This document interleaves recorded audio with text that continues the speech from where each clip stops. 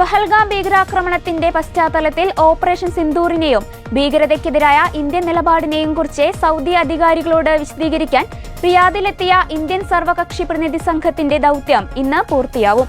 അതിർത്തി കടന്നുള്ള ഭീകരതയോടുള്ള ഇന്ത്യയുടെ നിലപാടിനെയും ഭീകരവാദത്തോട് ഒരു വിട്ടുവീഴ്ചയുമില്ലാത്ത സമീപനത്തെയും കുറിച്ച് വിശദീകരിച്ച സംഘം സൗദിയുടെ ഭീകരവാദ വിരുദ്ധ നിലപാടിനെ അഭിനന്ദിക്കുകയും ചെയ്തു.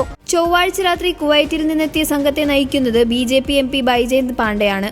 അസുഖത്തെ തുടർന്ന് ഗുലാം നബി ആസാദ് സംഘത്തിൽ നിന്ന് ഒഴിവായിട്ടുണ്ട്. കുവൈറ്റിലെ ആശുപത്രിയിൽ പ്രവേശിക്കപ്പെട്ട അദ്ദേഹം ഇന്ത്യയിലേക്ക് മടങ്ങും.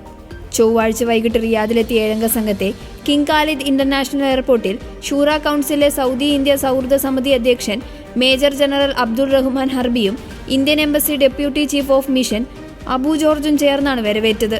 ബുധനാഴ്ച രാവിലെ ഇന്ത്യൻ എംബസിയിലെ ഗാന്ധി പ്രതിമയ്ക്ക് മുന്നിൽ പുഷ്പാർച്ചന നടത്തിയ സംഘം ഔദ്യോഗിക ദൗത്യ നിർവഹണത്തിലേക്ക് കടന്നു. രാവിലെ ഇന്ത്യ ഹൌസിൽ അംബാസിഡർ ഡോക്ടർ സുഹേൽ അജാസ് ഖാനുമായി കൂടിക്കാഴ്ച നടത്തിയിരുന്നു. കുവൈറ്റ് വരെ സംഘത്തിൽ ഗുലാം നബി ആസാദ് ഉണ്ടായിരുന്നു. അവിടെ അസുഖബാധിതനായി അദ്ദേഹം ആശുപത്രിയിൽ പ്രവേശിക്കപ്പെട്ടു.